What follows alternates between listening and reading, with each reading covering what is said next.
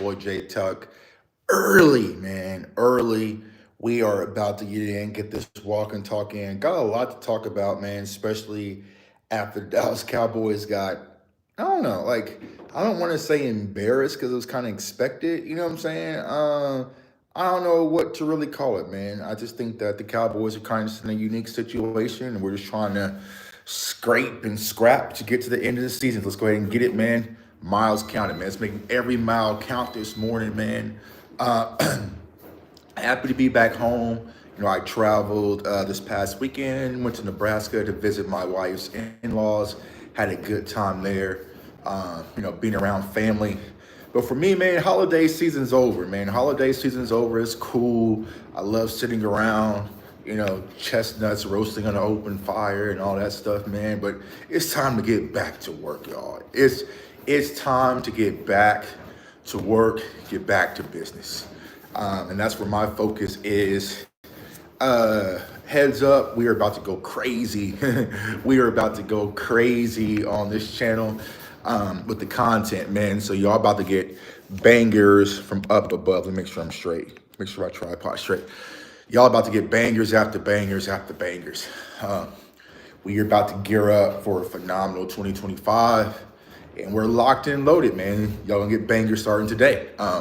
Starting with the morning walk shows, starting with the draft content.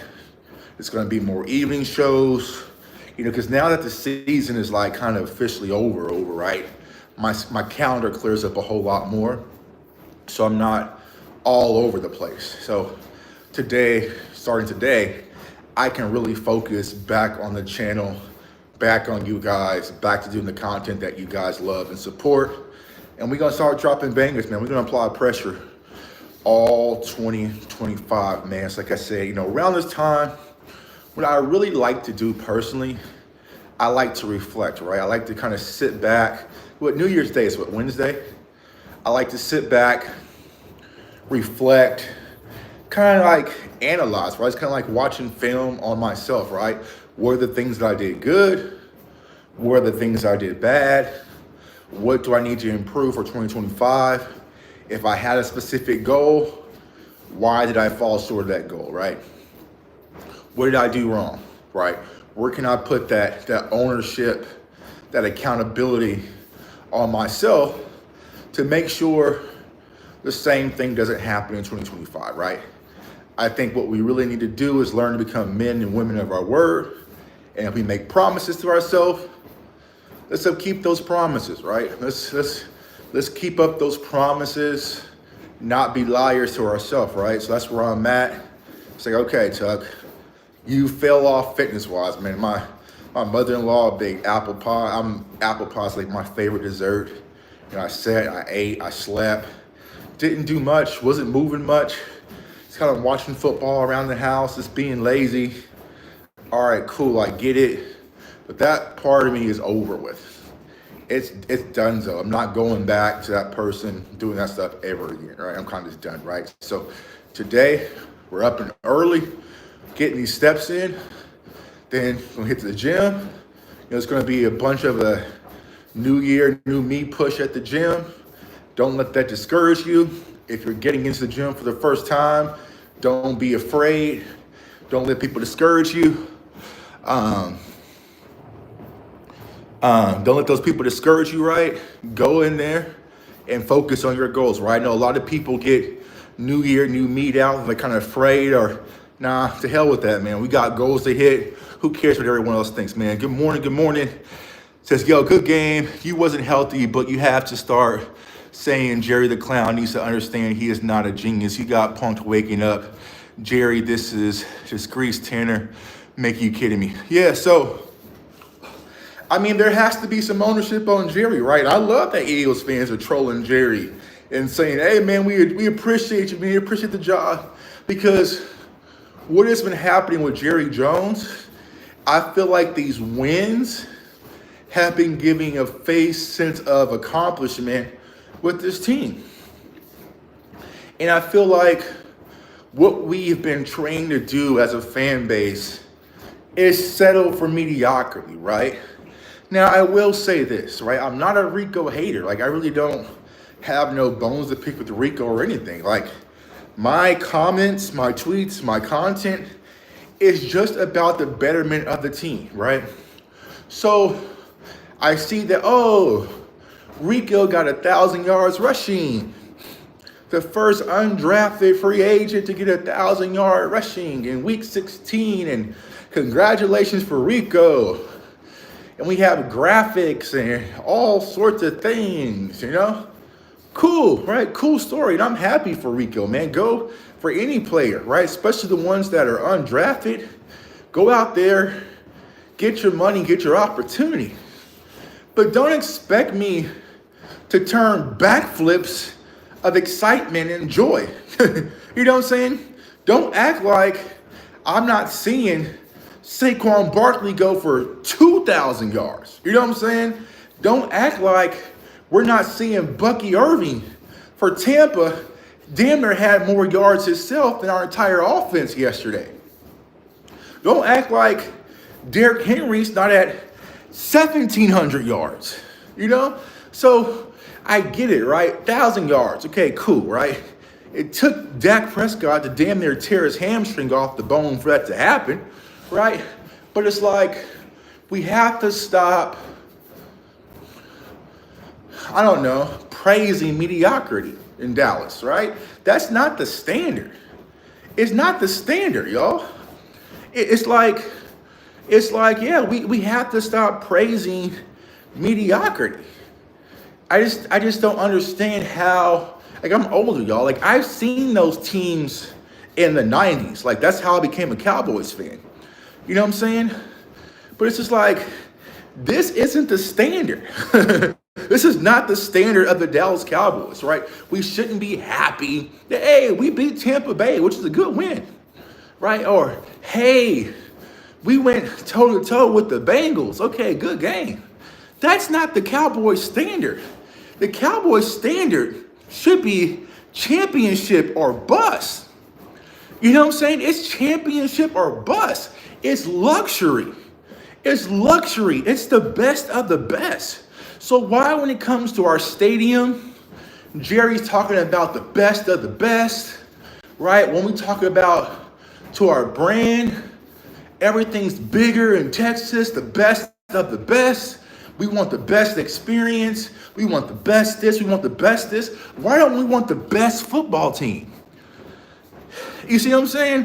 Why don't we want the best football team? Why don't we want the best coaches, right? Why don't we want the best running backs, the best wide receivers? It's why do we draw that line when it comes to the Dallas Cowboys? And I just feel like we accept a lot of just mediocrity. And it's just all right, cool. Congratulations to Rico. It's a good opportunity for him, but it changes anything. Rico has more fumbles, y'all. Look it up. He has more fumbles than he has touchdowns. He literally does.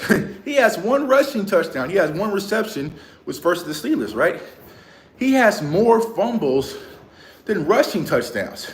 So don't expect me to come out here and start turning backflips and saying we don't need to draft a running back because he got 1,000 yards in week 16.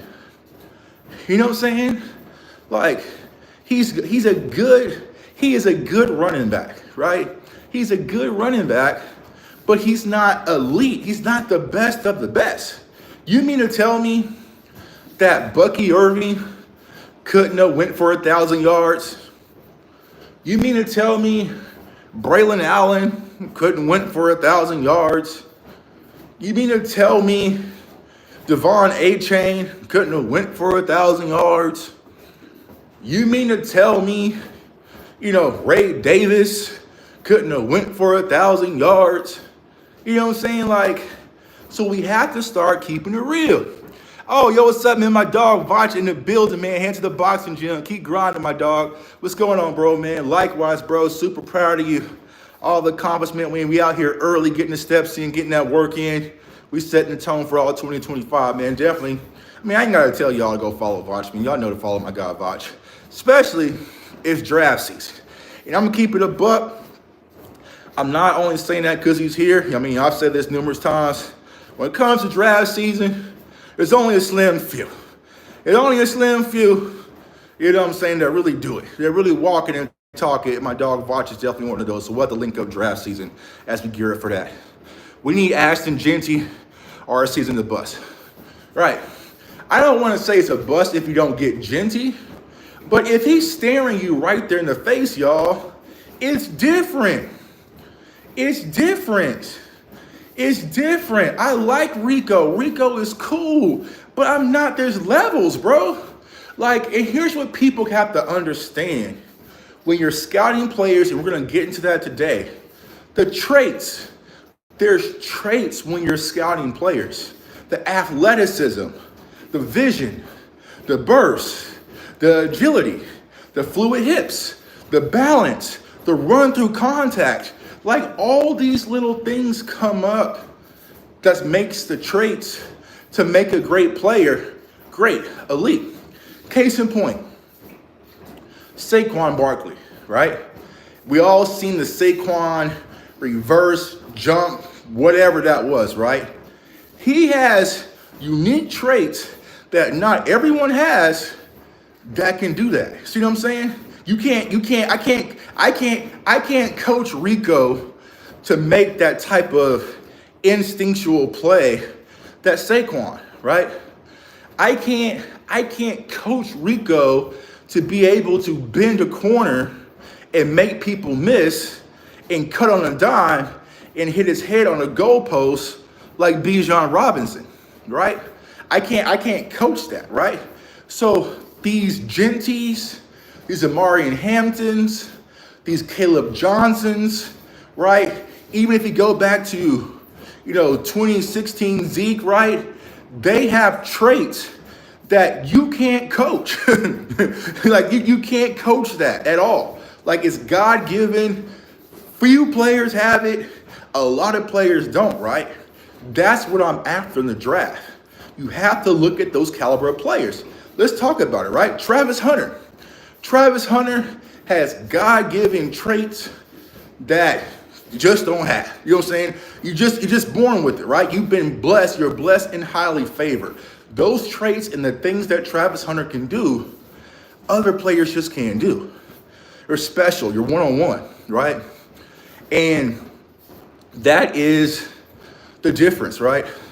We beat the Commanders, bro. Yeah, we beat the Commanders, but let's keep it a buck, man. Like, even though we beat the Commanders, everything had to go perfectly for us to beat the Commanders, right? So it's like, all right, cool, we beat the Commanders, but shit, my bad. New year, new me. Missed an extra point to tie the game, kickoff return, like all these things had to bounce that way for us to beat the Commanders. Even with that, right, they still broke loose for a touchdown, you know what I'm saying? So think about all those different things. So it's like, I get it, but I'm not going to sit here and lie to y'all. All we have to do is fire Jerry. You know what I'm saying? All you do is fire Jerry. But here is what I'm not going to do for you guys this offseason, right? I'm not going to sit here and lie to y'all like everything's okay, right? I'm not, y'all know me if you follow this channel long enough. I'm not going to sit here and lie to y'all like, oh, we're just fine. All we got to do is get healthy. We'll be right back. I felt like that is being a yes man, and I feel like that is selling your community short, man. T-Smooth, what's going on with you, my dog? Good morning, top of the morning, everybody. You know what I'm saying? I feel like that's what I'm not going to do, right? So I feel like it's easy to do it, right? Oh, man. If Dak doesn't go down, we just fine, right? If Zach Martin doesn't go down, we're just fine. Or if D-Law doesn't get hurt, we're just fine. No. We're a good team. I won't take that away. We're a good team, but are we a contender? Are we a contender? And I continuously ask everyone, do y'all think this team is built to go on the road, beat San Francisco, beat Green Bay, and then turn around and beat Detroit on the road? We're not built for that yet.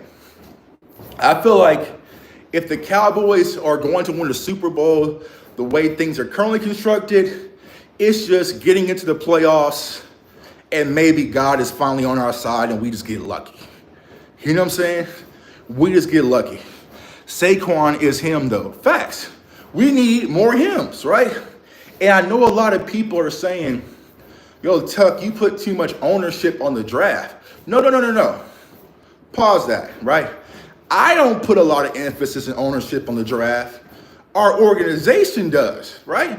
I would love for us to go out there and be aggressive in free agency and get dogs in the house, and then whatever happens in the draft is kind of just extra, right?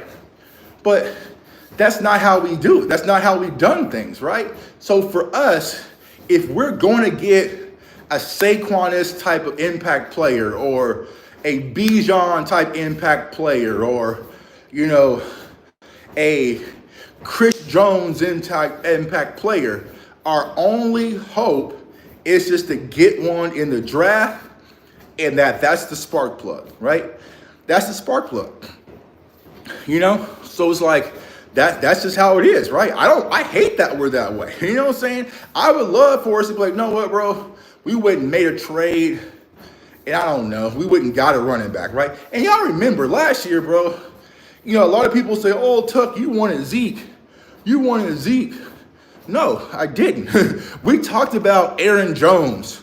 We talked about Jacobs. We talked about Henry.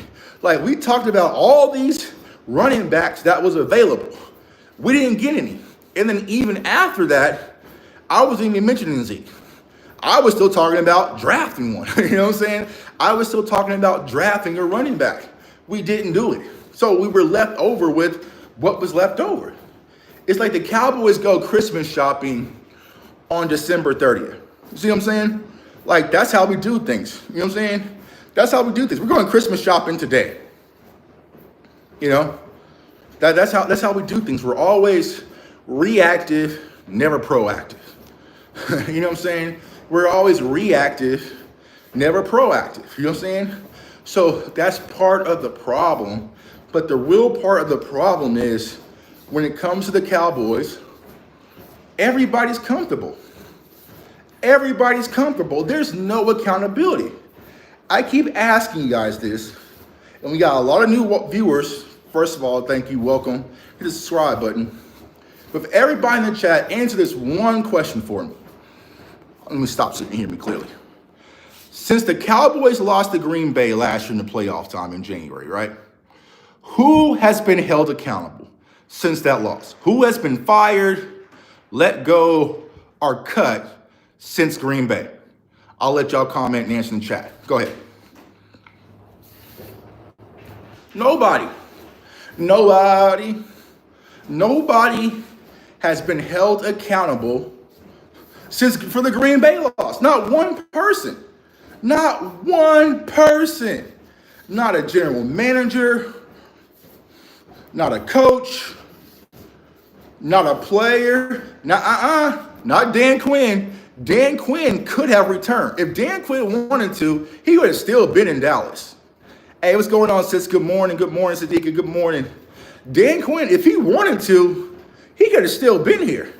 Because remember, after Dan Quinn interviewed, he was back in Dallas at the Shrine Bowl scouting players and getting ready, right? He took the job. He decided to leave. If Dan Quinn said, actually, I want to stay, he would have been right back. You know what I'm saying? Right back. There has been zero accountability, right? Even think about yesterday, y'all. I know, you know what I'm saying, we're kind of down and out. We have injuries. Andrew Booth was just getting torched. Human torch. And this is not new. I posted on Twitter. I had a scouting report on Andrew Booth all the way back from his time at Clemson. He gives up the deep ball. Teams know it.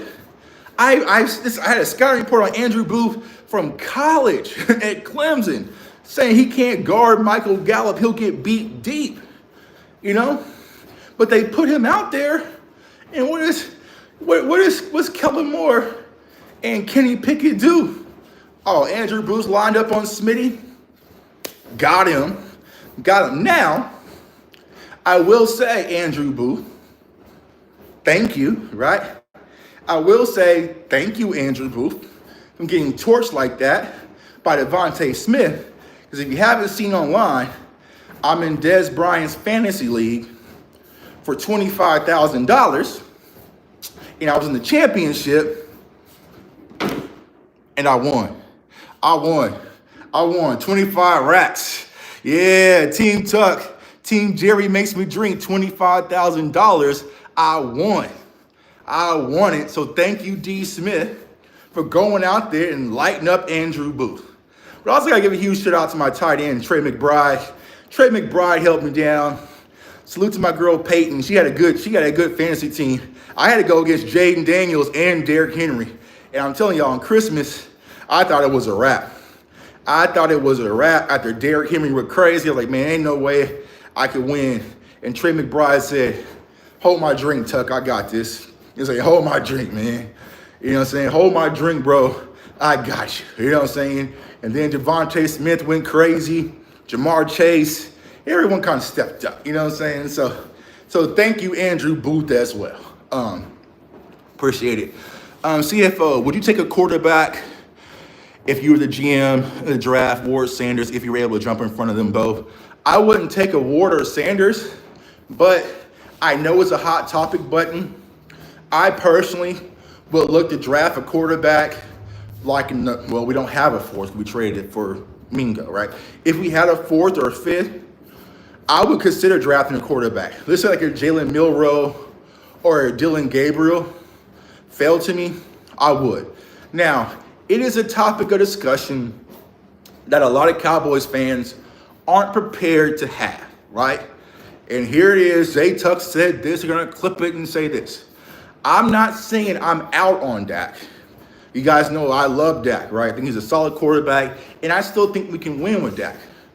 But the same reason why I want to draft a quarterback this year is the same reason why I wanted Dak Prescott in the draft when we had Tony Romo, right? Right now, Dak Prescott is getting older, right? We've seen injuries start to amount up. We need to be in a situation where our season isn't tied on Dak Prescott's health, right? I mean, he tore his hamstring. I haven't even heard of people doing that. I haven't even heard of people doing that, of tearing your hamstring off the bone. So he's going to have to go through rehab again all off season, right? How sustainable is it? Will he be as able to move? Will he second? Like, we have all these different questions, right? It is what it is. More than likely, if he returns, he'll return, which is Mike McCarthy and Cooper Rush. But I would like to have a quarterback where we have a Dak Prescott situation, where if something happens to Dak, things can stay afloat. Things can not only stay afloat, and we can still compete at a high level. You know what I'm saying? I feel like when it comes to Cooper Rush is limited, right? He knows the offense, but he's read and react, right? Just in case, just like yesterday.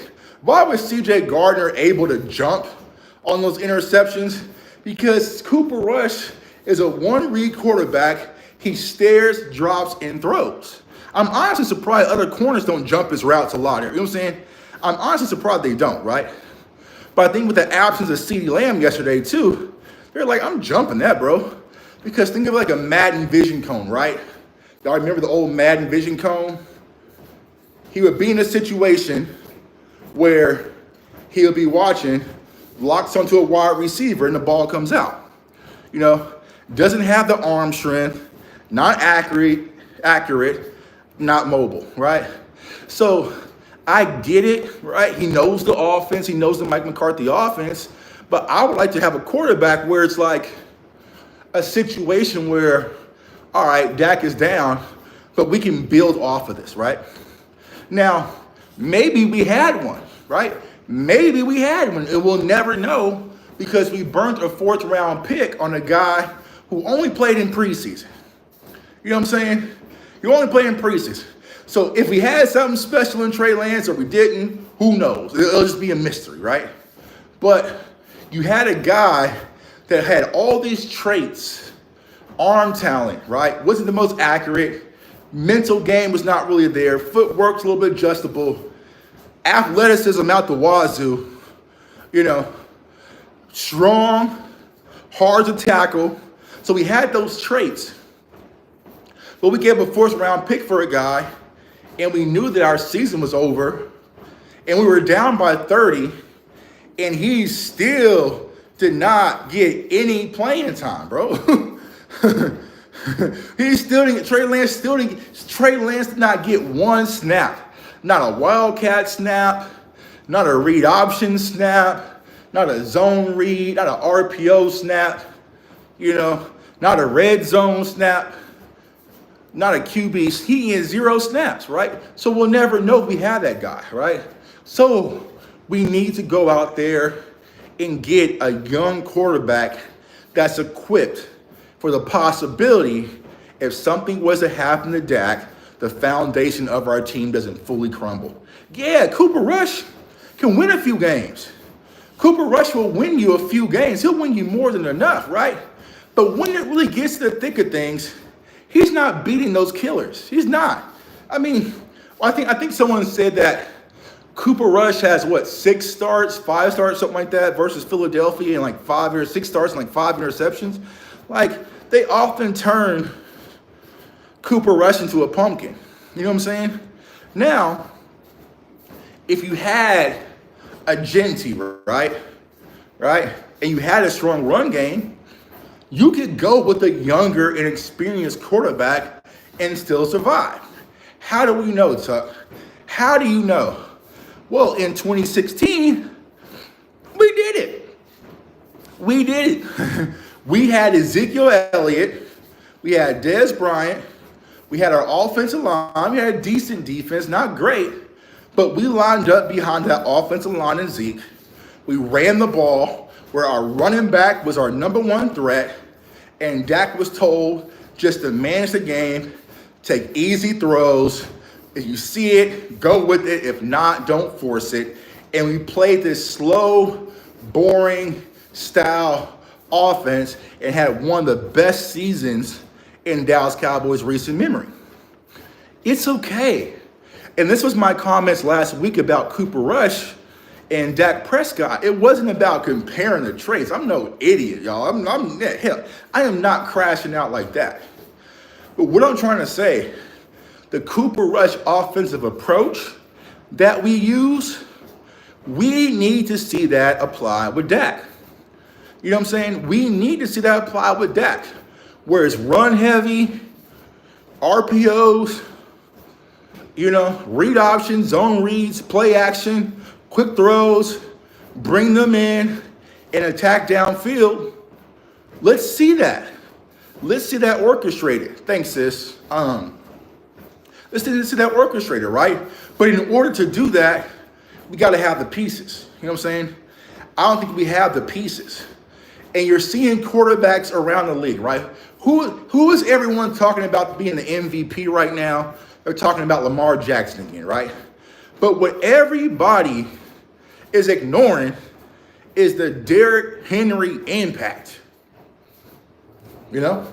Right now, the Eagles, with Kellen Moore, are throwing the ball less than any team in the NFL, right? Why? They have Saquon Barkley. Now, we have some Eagles fans in the chat. Are you Eagles fans mad that you guys paid that money to Jalen Hurts and you're not tossing the ball around 140 times a game and that you're just winning games, handing the ball off to Saquon? You know what I'm saying? I highly doubt Eagles fans are upset that they're running the game with the 2,000-yard running back. They're not probably mad. There's some probably, right? Play to win the game. You play to win the game, right? And right now, the game is transitioning from being more basketball on turf. It's now going gritty, run game, power, efficiency. right? It's going back to that. The game changes. Let's see here. Y'all don't have Barkley though. Y'all have Zeke, who's old, and Rico or some shit. Right. Okay. Duh. That's what the hell we're talking about. We need to go get that caliber of player. Right. And now here's where I said, let me stop again. All right. So boom. These are the morning walk series, right? So we're doing morning walks. We don't have a lot of security built around these things. I'm just going live on my cell phone, right? But headline, warning. This CFO community is built for intellect, contextual football, right? So we're kind of welcoming everybody in here. So I'll give you guys some grace. But the dumb, chatty-patty football talk, we really don't do that here. So this might not be the community for you, right? So if you want to stay here and talk ball, welcome. But we're not going to do the cowgirl sucking, all that bullshit. I have snipers all over the building. They have ratchets. If you start talking some cornball stuff, they have permission to shoot at all costs. So just want to give everybody a warning, but also welcome. All right, back to it. Let's see here. And then Lamar deserves the MVP, but he won't get it because he already has too many MVPs. I'll give it to Josh Allen. Yeah, I agree, right? I agree. I think that, honestly, if it's my vote, right? I think Saquon Barkley deserves the MVP, but they want to make it a quarterback award, whatever reason, right? I hate that. I think Saquon is the true MVP. If I did have to really vote, though, I would say I would probably vote Josh Allen, right? I would probably vote Josh Allen because I feel like he's had more adversity and he is meant more as the valuable piece to the success of the Bills than Lamar Jackson, right? Lamar Jackson statistically is playing well, but like I said, they got Derrick Henry. Like, Derrick Henry has 1,700 yards rushing. How many touchdowns does Derrick Henry have? So there's other things in Baltimore, the Kyle Hamiltons, their defensive front. Like, there's other things that's leading to the Ravens' success. I feel like with Josh Allen, it's really been Josh Allen. And Keon Coleman's been hurt. Khalil Shakir's been hurt. They just got Amari Cooper. He's been hurt. Dalton Kincaid really hasn't thrived. You know, they have James Cook. Like, they have some of those guys, but they're winning football games just based off of Josh Allen. So I would vote Josh Allen this year. And I've been extremely critical on Josh Allen. See what I'm saying? I've been extremely critical on Josh Allen, but he's played well. He's limited his turnovers. He's limited his mistakes, doing all those different things. So I personally would say go with Josh Allen over Lamar Jackson. And I think he might get the nod. Because like you're saying, I think people they don't want to see a three-peat MVP, right? But back to it, right? I just think when it comes to the mindset of the Cowboys organization right now, it just doesn't breed championship, right? It just doesn't breed championship. It just doesn't right now. So yeah, I just don't think. Good morning. I just don't think it breeds championship contender, right? I think when it comes to Dallas Cowboys in their front office, it's just complacency. A lot of complacency, and it's just comfortable, right? And nothing really changes in comfort. I talk to you guys about that all the time, about, for your goal setting and the plans you want to do for, 2025. Do stuff that's going to make you uncomfortable. You know what I'm saying? Do stuff that's going to make you uncomfortable. You see what I'm saying? Because it's like, if not, no change is really going to come. Man, so you guys saw Dorrance Armstrong. Dorrance Armstrong should have signed. That was the guy you keep. Lost to May Parsons. Have to step up in the draft. You said another Parsons guy drop in the second round. Yeah, I think people. I don't want to say they overlooked what Dorrance brought to the team. Not just say Dorrance, right? I'll say also Dante Fowler, right? I feel like those guys were overlooked. Now, in fairness to the Cowboys organization, I felt like with Dorrance, they felt like they had it in Sam Williams, and Sam Williams got hurt. I think that was a fatal blow to the Cowboys. I think someone just posted that, right? So yeah, Sam Williams got hurt, and I think that was a fatal blow to the Cowboys, right? At that edge position. But, so I understand the Dorrance maneuvers, but, I was very optimistic and had high hopes for Sam Williams before he went down with the ACL. So then now the conversation really comes down, will Sam Williams be the same Sam Williams that we're kind of expecting, or she'll be considered an edge position again, right? So I think that's kind of the conversation. But me personally, I would like to have Dante Fowler return. Like, he's high motor, right? But some of those guys kind of even tell you behind the scenes, right, is that Dan Quinn had his guys, you know what I'm saying? And a lot of his guys just wanted to follow Dan Quinn. They had the opportunity to do so, but not so just Dan Quinn, also Joe Witt, right? So if you're Dorrance and you've been thriving under Dan Quinn, and then all of a sudden Dan Quinn goes to Washington and he recruits you, I'm probably going to go with my guy, especially if you don't know who's coming to Dallas or whatnot, you know what I'm saying? So, I understand it. But I think some of that stuff was kind of like they overlooked the value that Dorrance really brings to this team, especially outside of DeMarcus Lawrence. Okay. What the hell is going on? Hey y'all, we got a lot of weirdos in the building, right? But I don't know. I can't fix it because I don't know how to set the parameters. I'm gonna have to research it today, right? We gotta get some of these weirdos up out of here. So yeah, shoot them all, Sadika. Get them all up out of here. When everyone's cheering for Dak drafted, those ain't know 8 years later what would become. Yeah. So, anyways, but yeah, shoot them all. Actually, I'm gonna see some of y'all and give y'all some more ratchets. I'm pass out some more ratchets. Yeah, we gotta get these people up out of here. Go Cowboys for life. And that's what I'm saying, man. As bad as this season has been, Jeff, right? We're still Cowboys fans. You know what I'm saying? It's in us, right? And I hate that gets exploited and taken for granted, right, by our ownership and our owners. But it just is what it is, right? So what this channel is about and what this community is about is coming together and finding ideas to make it better, to how to fix it, right? Now, can we fix it? I don't know, right? But what we're always going to do is put our best ideas together to try to figure out ways to get it done. You know what I'm saying? And that's all we can do, right? Voice our concerns, voice our opinions, right? But voice, most importantly, how we can improve. Solution-based content. We don't just complain, right? We find out what the problem is, and then we search for ways to make it better or improve it, right? Let's see here. Slide die, don't matter what. Jerry Jones needs to be supportive of our team and stay the other way. I agree, man. It's just, I don't know how that will happen, I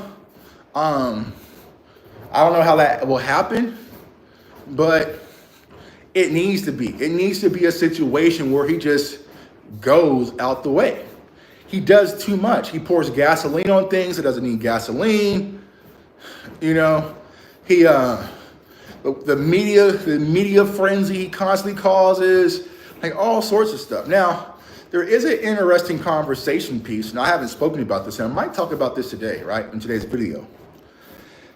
Does Mike McCarthy even want to return to this? And I know there's been the talks about him, going to, how do you become a moderator? Just like this, Jeff. Just like this, and bang. All right, so shoot.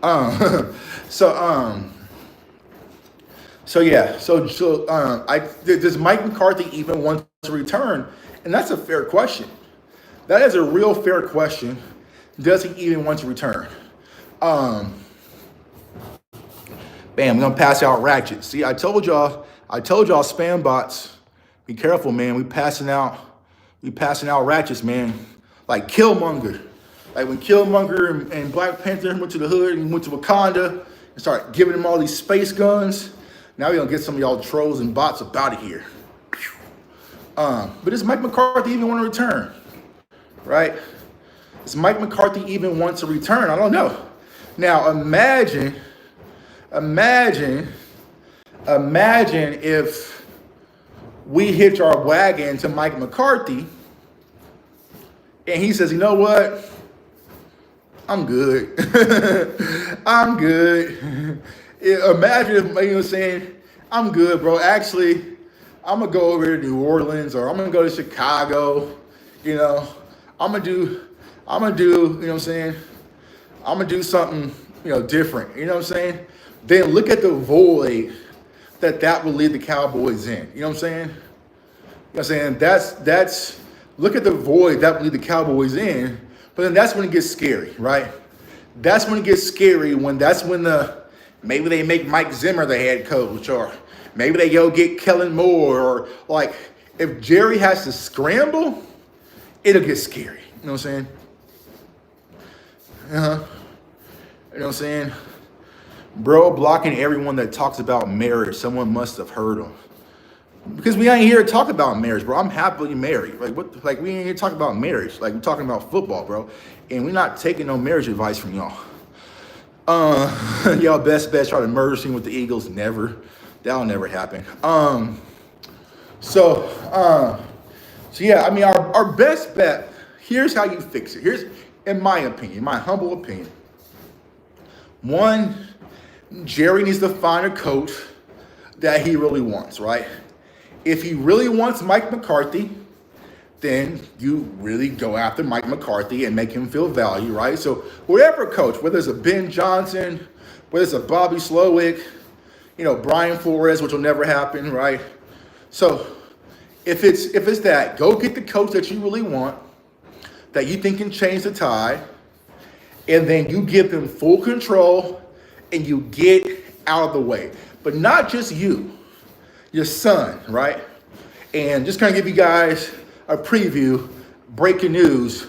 On New Year's Day, January 1st, me and Des Bryant will be going live together on the live stream to kind of bring in the new year, and we're going to be talking about all of that. So you definitely want to tune in, right? But get everybody over here, right? Everybody's go over here, right? And then you let this coach build the culture, the foundation, in his image, the way that he wants, right? If he wants a bunch of players with, you know, dreads and gold teeth and whatever, let him do that. Let him go get the team he wants and build the team in his image. Get out of the kitchen.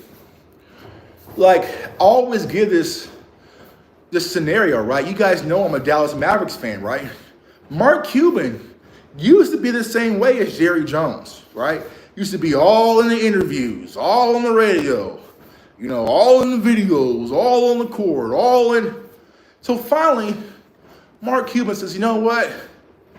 I'm just going to go be rich, and I'm going to let the people who I pay handle basketball stuff. Just handle the basketball stuff, right? And Mark Cuban started slowly doing Shark Tank and other things, and you know what I'm saying? Like, just doing rich people stuff, building businesses, getting more money, right? Then all of a sudden, you saw the basketball infrastructure of the Mavericks start to grow, and ultimately, we won a championship in one of the most hardest roads to a championship an NBA player has ever had to face. Dirk got over the hump, right? But Mark Cuban wasn't arguing with referees that season or kicking basketballs and getting fines and all sorts of stuff. Yeah, I'm on a treadmill. He wasn't doing all sorts of stuff like that. He just got out of the way. You know what I'm saying? He just got out the way and let basketball people handle basketball affairs, right? That is the same thing that Jerry Jones needs to do, y'all. He needs to do. Like, we don't need a media circus. We don't need your interviews. Like, it's crazy to me how the Cowboys lost yesterday, and the very first quote I see online is from Jerry Jones. Like I'm hearing Jerry Jones media posts and his post-game comments before the players and Mike McCarthy. You know what I'm saying? Like, why am I hearing the owner speak? You know? Why am I hearing the owner speak, bro? like when the Eagles won yesterday, Eagles fans, y'all in the chat, did y'all hear from y'all owner and Lori talk after the game before Nick Sirianni and before Saquon? Like, bro, like, why are you always talking? You know? Why are you always talking? It's crazy. What's your opinion on the Texans? I think they're a solid team. They're still growing. They still got a lot to learn. I think they have a difficult road because they're in the AFC, and the AFC is getting stronger by the minute. But I like C.J. Stroud. I know a lot of people say that he's in the sophomore slump. I think he's a good quality quarterback. I just think they need some more pieces, and they'll be in the thick of things in a few years. Let's see here. Yeah, Eagles fans roasted Jerry Jones for the game. I like it, right? He needs more of that.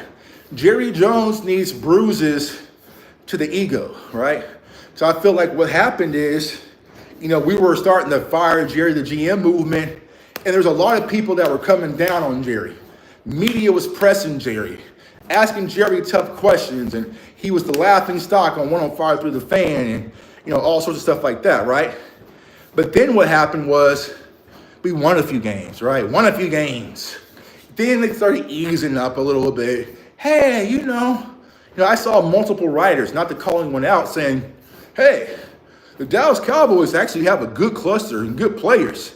They don't need to be aggressive in free agency. All they need to do is get some guys healthy and they'll be right. Like that's the BS that some people are going to sell y'all this offseason. Don't buy it. Don't buy it.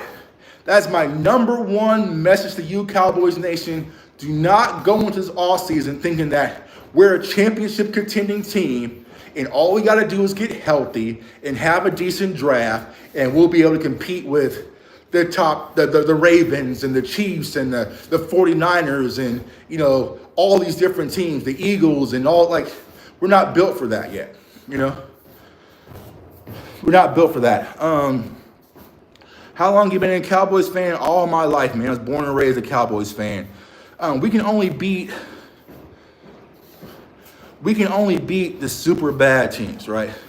And I think that's the biggest problem, right? And that's my biggest frustration with this season is that I feel like what has happened with the wins that we got in the past few games, right? We've overlooked all the bad that we've done. You know, it's like your husband or your wife's been cheating on you all year, but they bought you a nice Christmas gift, and now you're supposed to forget everything that's been happening. No, I don't forget what happened versus Baltimore. I don't forget what happened versus the Saints. I don't forget what happened versus San Fran. I don't forget what happened versus Houston. I don't forget what happened versus Atlanta. I don't forget what's happened versus Detroit. I don't forget what's happened versus Philly twice, right? So it's like, oh, tough, we beat the Commanders. I'm not forgetting that we beat the Commanders, right, off some fumble jumble lucky day stuff, but we had Kirk Cousins swag surfing all over us. I'm not forgetting that. I'm not forgetting that, oh, we beat Jaden Daniels and the Commanders, right? Or we beat the Tampa Bay Bucks. I'm not forgetting that Detroit was just punching all over us, making us a laughing stock, doing whatever they wanted. They had offensive linemen throwing touchdowns and all sorts of stuff. You see what I'm saying? I'm not going to forget, since we beat the Giants or we played Cincinnati close, that we had the weakest 49ers team that we probably faced in the last 4 years, and we still lost. You see what I'm saying? You don't get to brush over everything and mop over with just a few wins. Not in my book. We are looking at the full season. And if you look at the full season, this Dallas Cowboys team, even when healthy, fell way below expectations. offensively and defensively, right? So it just is what it is, right? I'm not going to say, oh, well, look how we finished in December. Yeah, it's easy to finish good in December when there's nothing to play for. Let's say if you have no chance of winning or whatever, you can be more aggressive. You know what I'm saying? You can try Kevontae Turpin at running back, right? Try him at running back. What do you have to lose, right? Blitz more, play more man coverage on the outside. What do you have to lose? You know? So you can be more aggressive when nothing matters, but who are you when it matters the most? Who are you? Who are you? Yeah, we were underdogs and we beat Tampa Bay. Good victory. I think Tampa Bay's a solid team, right? We beat Tampa Bay. But then it's like, all right, you going on the road in Philadelphia with a team who hates your guts, who don't like you, fan base don't like you. They want to come out there and embarrass you. They want to make sure their running back goes for 2,000 yards, so they're going to run the ball down your throat, and you let it all happen. You let it all happen. You know? Now, I know CeeDee Lamb was out, but defensively, everybody who was there versus Tampa was there. You let them, with Kenny Pickett and Tanner McKee, run all over you. Where was the fight then? You see what I'm saying? Where was the fight then? Who was going to say, nah, Saquon, you're not getting 2,000? Nick Sirianni knew that Saquon was going to get 2,000. Like, they were going to get 2,000 rushing yards on you yesterday. And they knew there was nothing you could do to stop it. They knew that as soon as they had Andrew Booth lined up, they were going to attack UD. You know? Deron Bland, love you. A.J. Brown was doing whatever he wanted, right? So it's like we don't get to just focus on the good and throw away the bad. We have to look at the entire picture. And when you look at the entire picture of this Dallas Cowboys season, it don't look that. It don't look right. It don't look like a quick fix, right? It looks like, nah, it don't look good. It's like seeing one of these Instagram models with their filters off and in person. For someone who's seen a lot of them, it's not the same as it is on Instagram. You know, so it's Cooper Rush and everybody is hurt. Who gives a? It's over. It's been over, right? Jerry doesn't believe in free agency. It's like building a house with glue instead of nails, right? Or if you're going to use nails, it's the cheapest nails you can find, right? It's the fragile nails. You know, it's the discounted nails that you found on the bottom shelf. Y'all really effed up the whole year. Why not just tank? The Cowboys, here's the thing. Players aren't ever going to tank, right? Players aren't going to tank. Now, organizationally, you can tank, but the players, they don't give a damn about us trying to get a higher draft pick for next year because, one, a lot of these guys are not even going to be here next year. So a lot of these guys, whether it's in Dallas or elsewhere, they're trying to put film on display for their next team. You see what I'm saying? So they don't care about tanking. Yeah, exactly, B-Bird. Organizations can tank. Now, organizations can say, you know what? We're going to pull out CD. We're going to pull out Micah. We're going to pull out Jerome. You know what I'm saying? They can do that organizationally. But the players, when they're out there on the field, you're fighting for your lives. You know what I'm saying? So they're never going to want to tank. And you saw that yesterday with the Giants. Why would Drew Lock, who was a quarterback for the Giants, given an opportunity to be the starting quarterback for the Giants, give a damn about the Giants trying to get a new quarterback for next year? You know what I'm saying? Why would I try to do that favor, right? Why would I try to help the Giants get my replacement? It all makes sense, right? So players aren't going to tank, right? Now, fans, I will say this. You know what I'm saying? I will say this because I see this online a lot. You have the right to be upset for players or teams moving out of favorable draft positions. You see what I'm saying? A lot of people say, oh, y'all not real Cowboys fans. Y'all want a top 10 pick. I just want to win. Win what? Win what? You're not going to the playoffs, right? So damn right, if I'm not going to be able to win a Super Bowl, the one thing I can focus on is getting something that's going to help me get better for next year to ultimately win a Super Bowl. It's Super Bowl or nothing, right? And that's the standard, right? If we ended up 8-8 or 8-9, that do us no damn good. Nobody's going to say, oh, well, the Dallas Cowboys were 8-9 last year. Watch out. Watch out. The Cowboys were 8-9. We've been 12-5, 12-5, 12-5, right? What you do last year doesn't roll over. It's a whole new team, whole new standard, whole new schedule. You have to be able to build off of that, right? So if I can't win the Super Bowl, I want a favorable draft pick. Go back to what I was talking about earlier, right? Like I said, I'm a Mavericks fan, right? That was the biggest fault of the Mavericks, right? Like even if they won a championship, right, in kind of that end of Dirk era, right? They was good, but not good enough to go for a repeat and win their championship. But they wasn't trash to get a top lottery pick, right?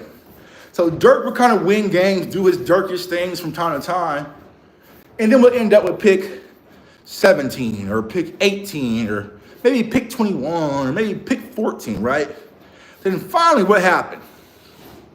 Dirk age has caught up with them, and the Cowboys had a horrible season. Or not Cowboys, the Mavericks had a horrible season, right? Then they had a top pick. They were in top 5. And then they were able to trade, for Trey, where they drafted Trey and trade for Luka. Look how quickly Luka turned the Mavericks right back around for getting that impact player. If the Mavericks don't have Luka, they're probably still stuck in purgatory right now, right? So by getting that favorable draft pick, it just increases your odds, man. It just increases your odds. What up, CFL? Hope you're doing well. Good to see you putting in work in the gym. Don't let Jerry and Steven's stupidity bring us down. Keep your mind right, get your body right. Go Cowboys, man. Appreciate the super chat. Facts, man. At the end of the day, Steven and Jerry don't pay our bills. They don't feed our kids. They don't feed our families. We still got work to do. You know what I'm saying? We still got to get up, get active, and make things happen, right? You can't be dwelling on the Cowboys' losses and what they're going to do and what they're not going to do. That's just extra. For me, the focus is being the best version of myself, taking advantage of these opportunities that God's blessed me with, taking advantage of waking up and having another day with breath in my body, air in my lungs, right? Being able to walk, talk, see, function, and taking advantage of my 24 hours, right? What they doing ain't got nothing to really do with me. Spurs would not have won all those championships without tanking for Duncan. Facts, B-Bird. And then look what happened, right? Even though they moved up to Tim Duncan, they were still kind of fluctuating around. They still had Kawhi Leonard, whatnot, right? But think about how things have quickly changed in San Antonio by getting Wemby. You know what I'm saying? Actually, hold up, B-Bird. I don't know, my dog B-Bird don't got a ratchet on him. Let's see here. Bang. All right. Yeah. But exactly, right? It's just part of the game.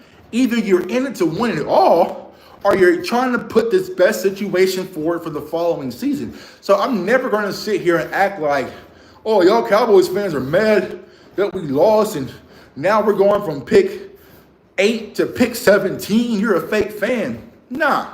Because all the draft does, it increases your odds. Now, can you get a CeeDee Lamb at 17? Right? Yeah, that can happen, right? Can you get a Trayvon Diggs in the second round or draft a Deron Bland in the 5th, right?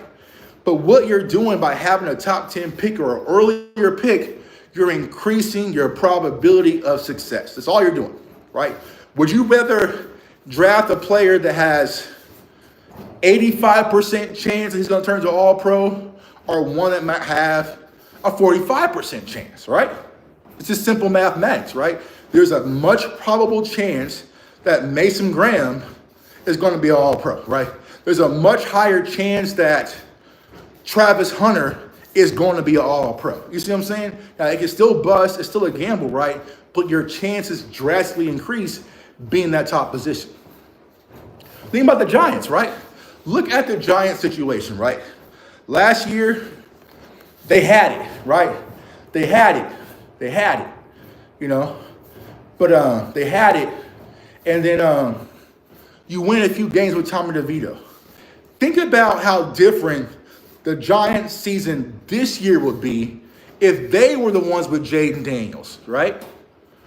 Think how different that they would be, right? If they had Jaden Daniels, then they possibly would have brought back Saquon. Look how the difference for this season could have been for them, right?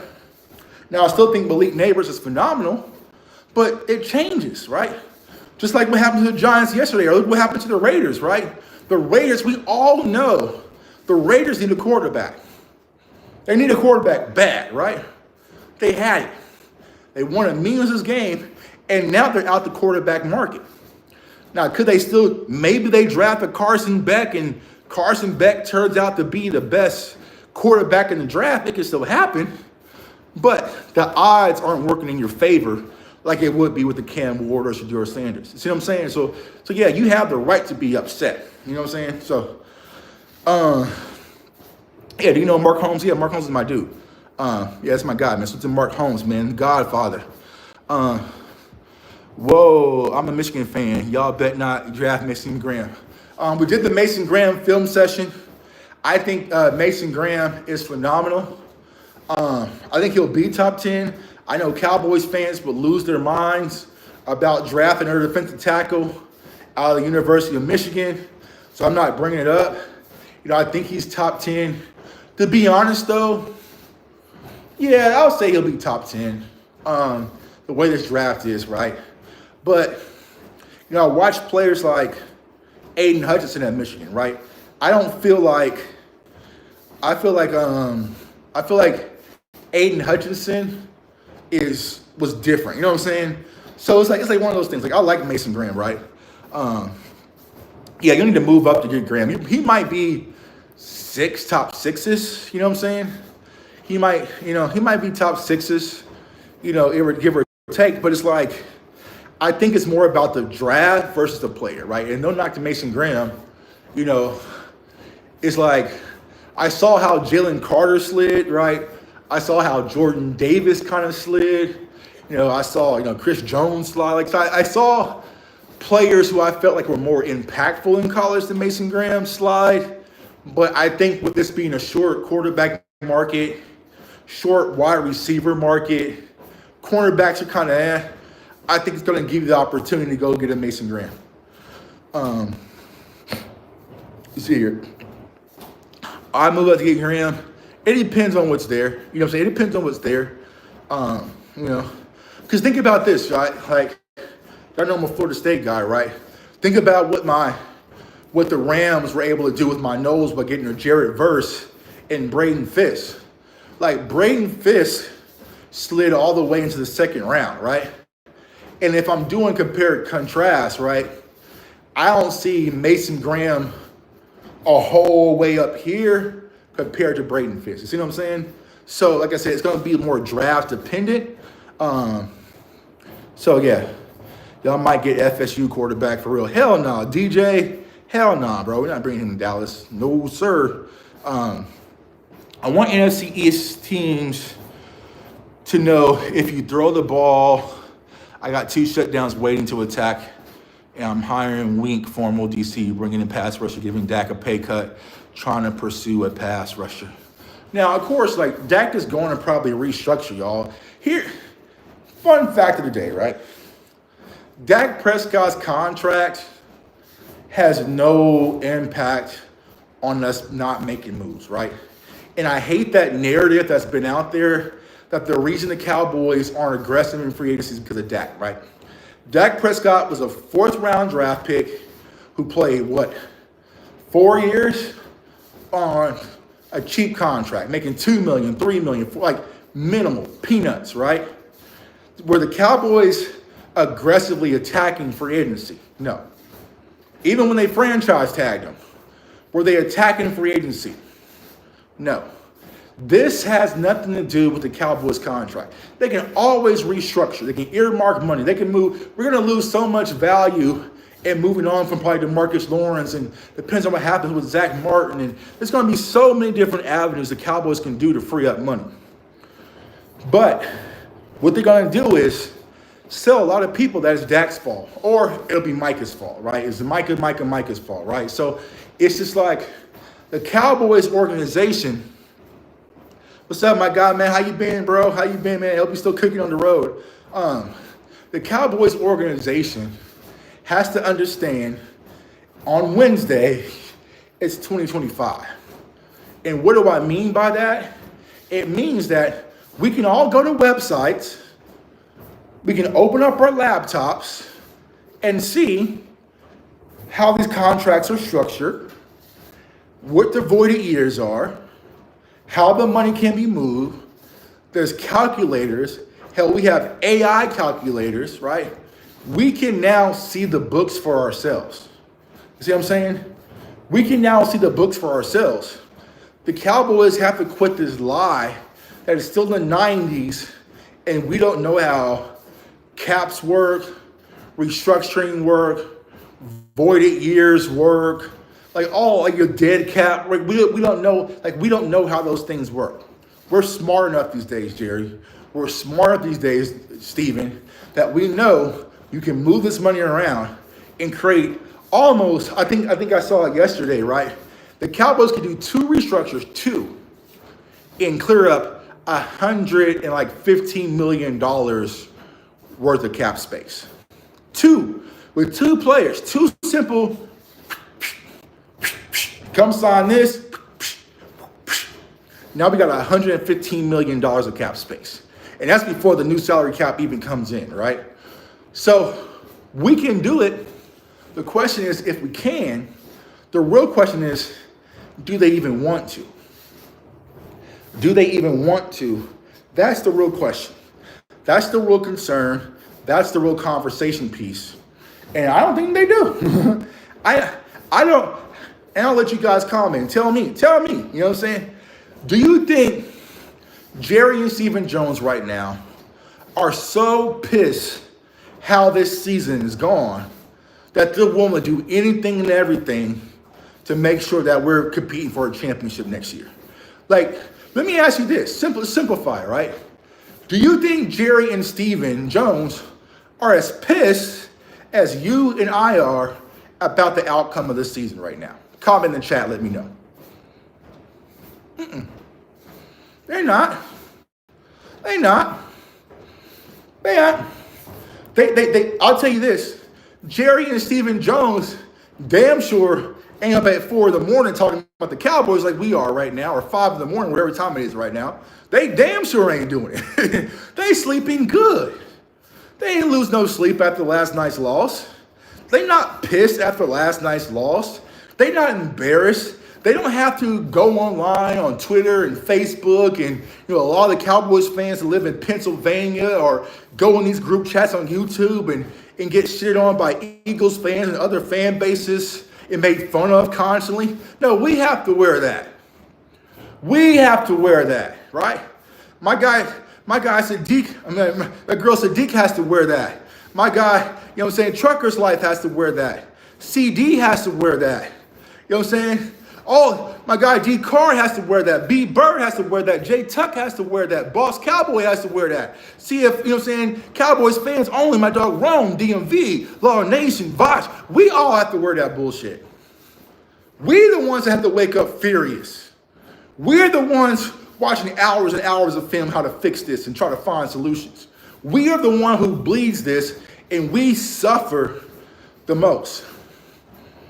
You know what I'm saying? We suffer the most, and we care the most. Everyone's about to go on here in 2 weeks. They're going to clean out their lockers. They're going to go on vacations, probably go on a boat trip, travel around a little bit, go to the Senior Bowl, right? And say it's fine. Cowboys fans they're fine. They're going to send me an invoice to redo my season tickets. Say it's fine. Don't worry about it. It's all right. We won 7 games. If we didn't have the injuries, we'd have been right in the thick of things. You know what I'm saying? So it's like, yeah, they don't care like we care. They're not as bothered. They're not on fire like we are. And why? Because they're comfortable, right? If we all went to our jobs today, knowing that no matter what we did, we not getting fired, they can't fire us. Are y'all going all out at work?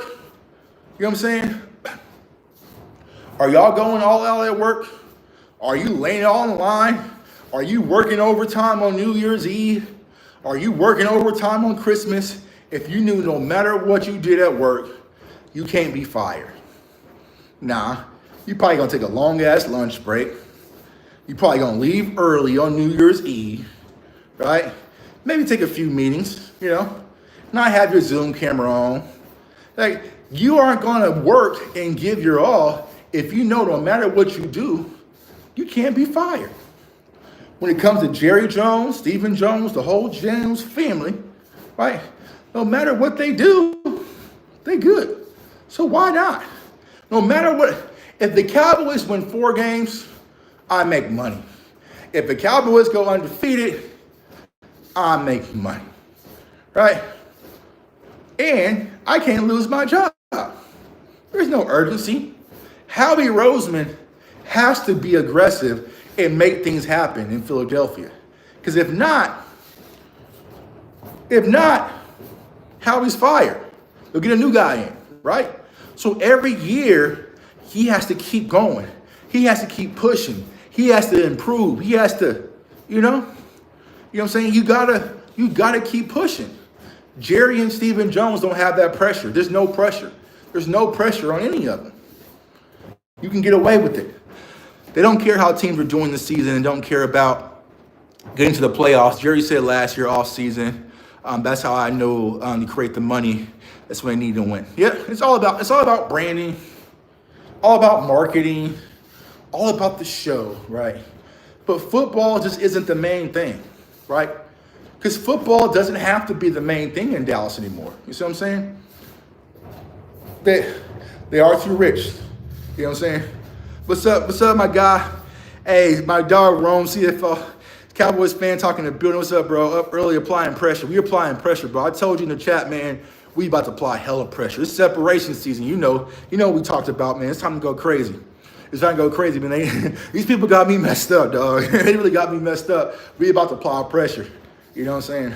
Salute to my dogs. CFT in the building, man. Definitely give my dog a follow. But yeah, there's no accountability. They don't have to. You can't lose your job. You know what I'm saying? You can't lose your job. Like you said, since Green Bay, nobody's been fired. No player has been released. No coach has been cut. No GM changes. No organizational structure changes. There's nothing. It was just, he lost to Green Bay in one of the most embarrassing playoff losses in NFL history. It's okay, man. I still trust you. Come on back. We'll just put you on a 1-year deal, Mike McCarthy. We'll just see if you can just do it over again. It wasn't really that bad. Complacency. The complacent Cowboys. That's our problem. You need a cornerback, wide receiver, online running back. You need a lockdown cornerback. Yeah, cornerback is on the priority list. So here's how we're going to do things, y'all. Because we want to be snipers when it comes to the draft content. We just don't want to throw stuff at the wall, hoping it sticks. For the next 2 weeks, starting today, right? Next 2 weeks, running back. Bang, bang, bang, bang, bang. Banger every day. Running back, running back, running back, running back, running back, running back, running back, running back, right? We're going to go through all these running backs, high level, tier 1, tier B, tier C, sleepers. So that way you guys have a mixed bag full of running backs, all right? And then at the end of that 2 weeks, we're going to do live shows. We're going to focus strictly on running backs, have the conversation, right? Then the following 2 weeks, it's going to probably be another position.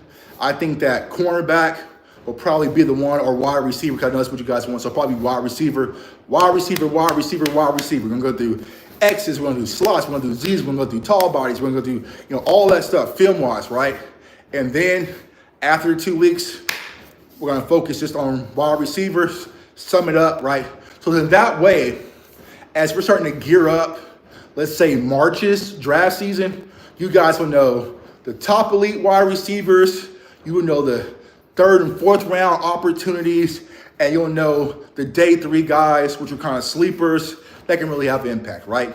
And we're going to do that all draft season systematically, so that way you guys will be equipped on draft day, and you'll be way ahead of the curve, right? Because what happens is in draft season, and no knock to other communities, is really focus on the big names, right? Because the big names get the clicks, right? The big names get the clicks. That's where the views come in, right? Genty breakdown, and you know what I'm saying, or Abdul Carter breakdown. That's where the views come from, right?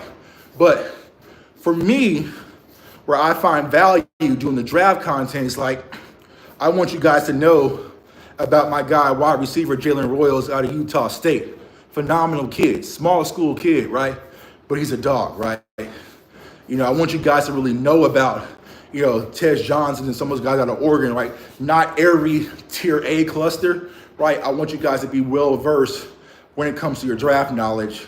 So that way you can say, oh, okay, there's a guy at Chattanooga who's a beast and we saw film on him, you know what I'm saying? Or there's a guy at Middle Tennessee State who's a day 3 steal that we can get, you know what I'm saying? So that's how we're gonna do draft season this year.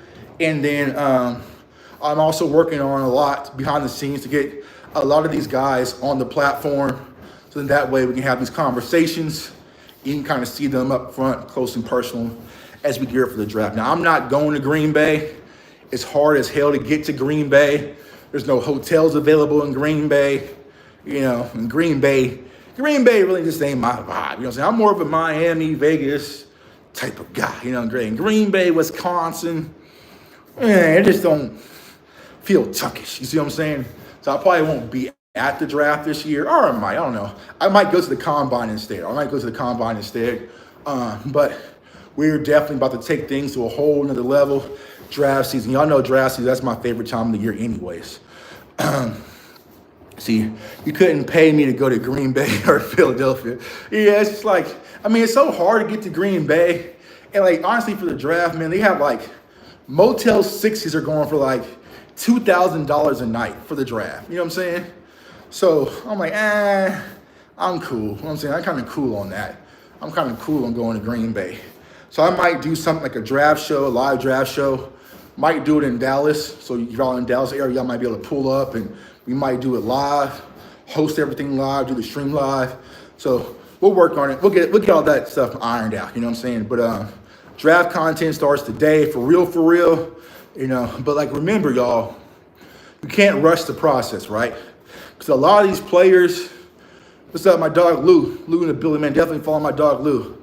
A lot of these players and prospects, like the bare minimum, the absolute bare minimum of film you should watch on scouting a prospect should be around 4 to 5. You know what I'm saying? You should be at 4 to 5 before you even attempt to open your mouth about a player. You know what I'm saying? Because what happens is we all sit back, holiday season, bowl season, and you see like my guy Gadsden, OG2, out of Syracuse, tight end, 6'6", phenomenal, right? Go crazy. Okay, 2 touchdowns. This is my guy, Austin Gadsden, going crazy, tight end at Syracuse, favorite in the draft, right? But you haven't watched all the other games. Maybe he's been trashed the other games. Maybe he, just had a good day. Maybe the defense that they're going to is just bad versus tight ends, right? So when you're really wanting to scout these players the right way, the proper way, you want at least 4 to 5 games, right? And I'll give you a scenario, right?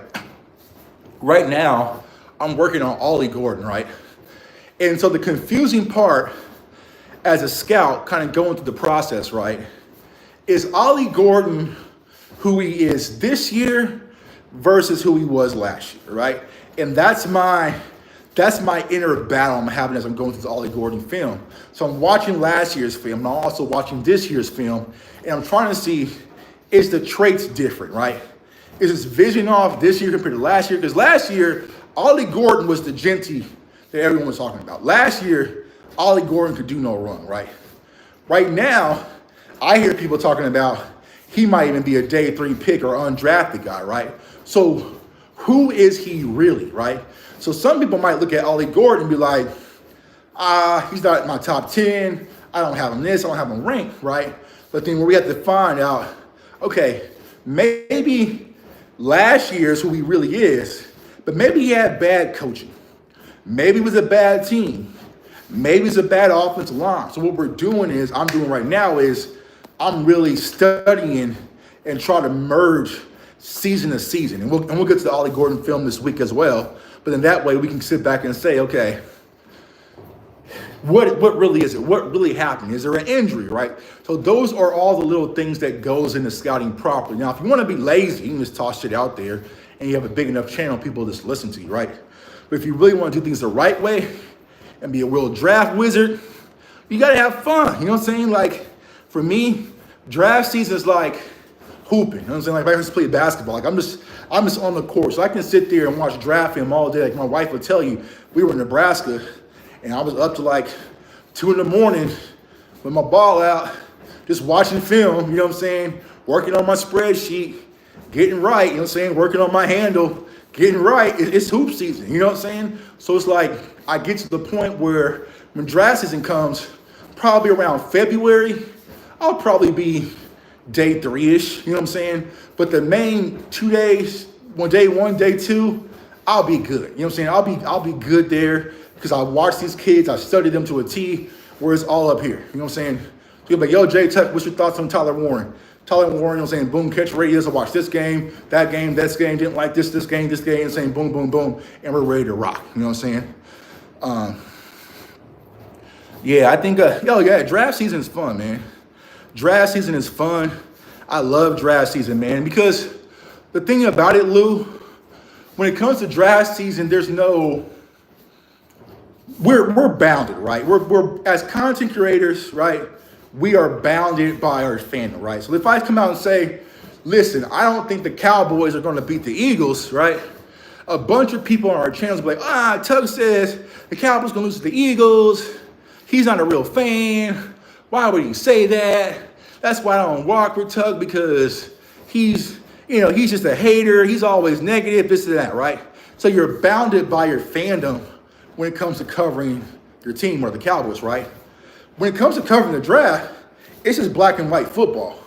Here's the film. Here's the analytics. Here's what I see. Here's what he needs to improve on. Here's my analysis. Black and white. It's not going to be like, oh, you're a Florida State fan. That's why you have Cam Ward as number 2 versus number 1. You don't get that, right? So with draft content, it's a lot more pure. It's just football, right? Which I personally enjoy, right? So that's why I love draft season, because I don't get that. You know what I'm saying? It's just pure football. Where are the traits, right? Where are the abilities? Where can I find value, you know? And also, like for me personally, Lou, and I'm talking to everybody, right, watching this, when it comes to draft season, I feel the reward from it, right? I feel the reward for someone like Ivan Pace to reach out to me on Instagram and be like, yo, bro, you believed in me when no one else did. You know what I'm saying? Like, you know what I'm saying? Because they see the videos and stuff I post, and they might comment publicly.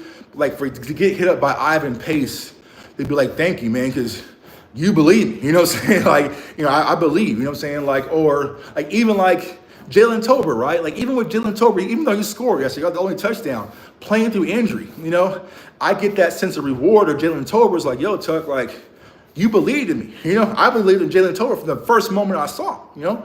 So it's like you get that reward that maybe this little thing that I've created is having impact on these kids' lives. You see what I'm saying? And I love it. I enjoy it, right? You get that reward. I get that reward like, I'll probably go through it, right? I might make a video on it. But if you look at my pet cat list, I did an all pet cat list from last year's draft, right? Of all the players who I scouted, who were just my guys who I'll vouch for, right? Offensive team, defensive team, right? Offensive team, defensive team, right? If you look at my offensive team and defensive team, I think it was like 32 players. Only 2 players out of those 30 really had zero impact their rookie season. And that was Blake Watson, running back out of Memphis, and my guy Javon Baker in New England. I'm not sure if he's hurt or not. I'm not sure what happened to Javon, right? So only like 2 out of 30 didn't happen. Because like Penix was my last one, but seeing Penix now, they bench Cousins to start Penix. All right, bro. Like, so all the people from Ronaldo Green to Braden Fish to Jared Verse to Quinyon Mitchell to Cooper DeJean, this list goes on and on, right? All but 2 players on my pet cat list have had impact their rookie season. And I think that's incredible, right? Even Cooper Beebe was on that list. I'm trying to remember. I have to go back through it, right? But I think that's kind of dope, right? So it shows the testament, the work that goes on behind the scenes to really have these eyes to scout these players properly. What's up, my guy, Mike? Bro, how long did you stream for? Right now we're at 85 minutes. I'm trying to get let's see here. I'm almost at 3 miles, so we'll stop at 3 miles. I like to walk for 3 miles. BB Leufau with solid picks, I agree. You know what I hate about Maris Leufau? I hate it, not anything about him as a kid, right? I broke down Maris Leufau film. I cut it up because I did 2 for 1.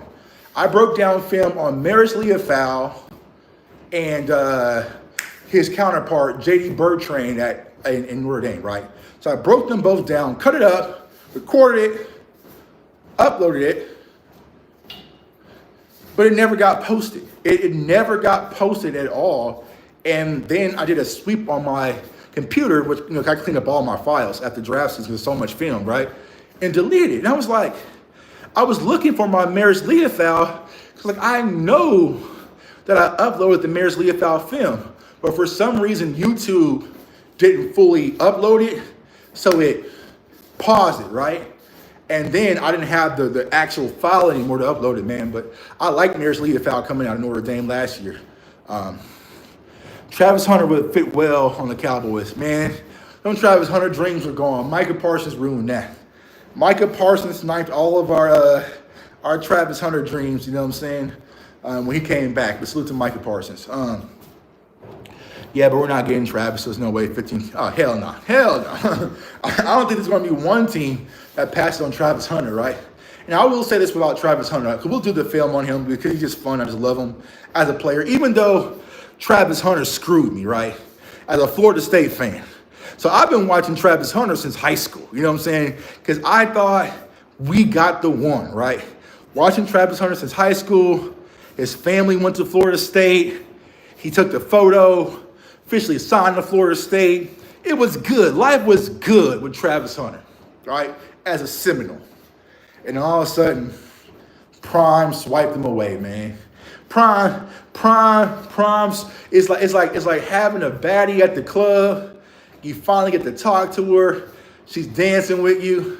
And all of a sudden, someone just taps her on the shoulder and she just walks away with the other guy, man. That's what happened. That's what happened with Travis Hunter, man.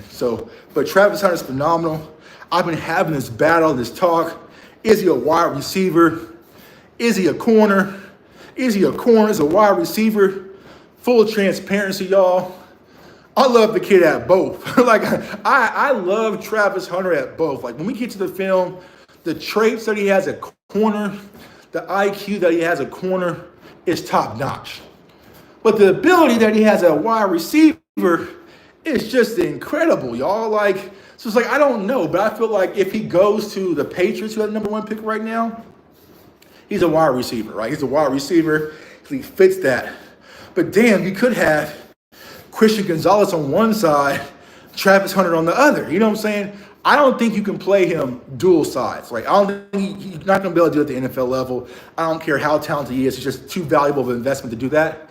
Now, I will say this, and I said this on Twitter because I was going through the film this weekend, is what I found surprising as going through the Travis Hunter film is that offensive coordinators really didn't force him to be a tackler. You know what I'm saying? They really didn't force him to be a tackler. You know what I'm saying? I got that same suit from Temu. Hell yeah, man. I get all my gym clothes from Temu because I sweat them out and I throw them away and I buy some more, man. salute to Timu for gym clothes. Like Timu is the best for gym clothes because I go through it. I sweat out. I work out 2 times a day. And I know some people in the gym like they have the nice Nike and the ideal. Like, bro, why am I gonna dress all cute when I'm about to sweat through all this shit? You know what I'm saying? It's gonna get dirty out here in the gym. Like now, I go to Timu, get hoodies for $8, sweatpants for $7, sweat them all out, wear them all out, throw them away and buy some more. Yeah, but it's like I don't understand why offensive coordinators didn't make Travis Hunter tackle more. You know what I'm saying? Run at him and kind of wear him down. But the kid is gifted, y'all. He's gifted. I know there's a lot of hate, a lot of criticism. I hate it for the kid, right? Everybody's in his fucking relationship for whatever reason. You know what I'm saying? I don't like it, you know, because he's really a good kid. I never met him, but kind of just watching him throughout the course of his journey from high school to Jackson to Colorado. He's really a good kid, man. And he doesn't really warrant a lot of the criticism that he's getting. I mean, do y'all know who Cam Ward's girlfriend is? Do y'all know who Shadura's girlfriend is? Do y'all know who Mason Graham's girlfriend is? Do you know who Luther Burton's girlfriend is? Right? Do you know who Deion Walker's girlfriend is? Do you know who Abdul Carter's girlfriend is? We don't know any of these other players' girlfriends or who they're with or what they're with. But why is everyone so focused on Travis Hunter? I don't get it. But what happens in our society, we find something that's trendy and everybody wants to jump on, whether it's right or wrong, right? And I think it's sad. I think it's unfortunate that this kid has to go through this. We're all men in this chat. We've all dated bad women. I've dated bad women multiple times, right? But it makes me appreciate my wife today. It made me grow to the man I am today because I'm extremely appreciative of what I have in the house. So whether that's going to be the case for Travis Hunter, whether it's going to be toxic for him, or maybe it's going to be the wife for the rest of his life, that's not my business. That's not my business. My only business is, as an NFL analyst, what position can he play and how can he help teams at the NFL level? And I wish him the best. That's it. That's it. That's it. That's it. That's my job. Can he play? What's the traits? What's the weaknesses? How can he help teams at the NFL level? What he does when he goes home has nothing, if he's not hurting nobody, if he's not putting people in danger or being violent or anything like that, then it doesn't mean anything to me. Wish the kid well. You know, but I see a lot of people criticizing Travis Hunter for whatever reason, but no one's trying to consult or give advice, right? And we all have kids. You know, I have teenage kids. Typically, when you press them, they're going to go in the opposite direction. You know what I'm saying? Like they go in the other opposite if you press them too hard, right? So if I, you know, every boyfriend that I hated my daughter having, she loved even harder, right? And the one boyfriend that she had that I really, really liked, she dumped him. You know what I'm saying? So it's like, you know, like sometimes you just have to leave these kids to be and let them grow and mature. He has Coach Prime, who's like a father figure around him. He has parents. I have kids. I mean, so many people are so focused on giving Travis Hunter game and giving him life advice. What the fuck are you telling your own kids? Worry about your house. You know what I'm saying? But y'all know how society is. In the playoffs, I'm rooting against Green Bay and Philly. Anyone but them. Man, at this point, I'll take Green Bay. You know what I'm saying? I'm anybody but Philly, man. I'm just anybody but Philly. So we'll see. But here's what I'll say, y'all. Here's what I'll say. Hey, man. Hey, Tuck. Hey, Tuck, bro. Stop sleeping on those Vikings. Stop sleeping on those Vikings, Tuck. I don't know. I don't know what they doing. I don't know what they got going on over there. You know what I'm saying? I'm not sure how Sam Darnold is doing it, right? But damn it, they are doing it. They're doing it, and doing it well. You see what I'm saying? So, yo, Minnesota Vikings, I apologize. I was unfamiliar with your game, bro. I apologize. You know what I'm saying? I apologize Minnesota Vikings and O'Connell and Flores and Sam Darnold and Addison and JJ. Like, I apologize. I was so unfamiliar with your game. They're a good-ass football team. It's not just a cute little story, right? They're a good-ass football team. They're a really good football team. The Minnesota Vikings with Sam Darnold. Hey, I don't want no problems. I don't want no problems. Detroit is solid this year, even with the injuries. They're well coached, right? And that kind of shows you, right?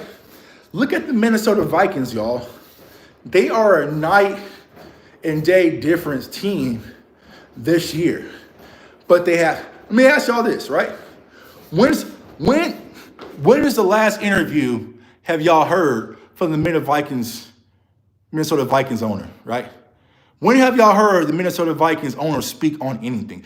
Do you even know who the Minnesota Vikings owner is? If someone was to bust into this gym right now with the gun and say, Tuck, we'll let you live if you can tell me who the Minnesota Vikings owner is, y'all will be having on RIP shirts. Y'all be having on RIP shirts. I don't even know who the owner of the Vikings is. I don't. I have zero clue. What's his name? What's her name? Nothing. Yeah, I have no idea. Who owns the Vikings? Who owns the Vikings? What is their name? What time is their radio show? Like, when is their what time do they do interviews after the game or before the game? When is their Netflix series? I have no clue who the Minnesota, was it Mark Wilf? Mark Wilf is the owner of the Minnesota Vikings. I have never heard that name ever in my life. What does Mark Wilf do? What does he do? Where's he from? What does he own? I don't know. I might have to do a project. You know what I'm saying? I might have to do a project, a study project on Mark Wilf to find out who the hell he is, how did he get his money, and how did he start to own the Minnesota Vikings? You know what I'm saying? Yeah. See, that's why y'all should join this community, because we all learned something today. We all learned today who the Minnesota Vikings owner is.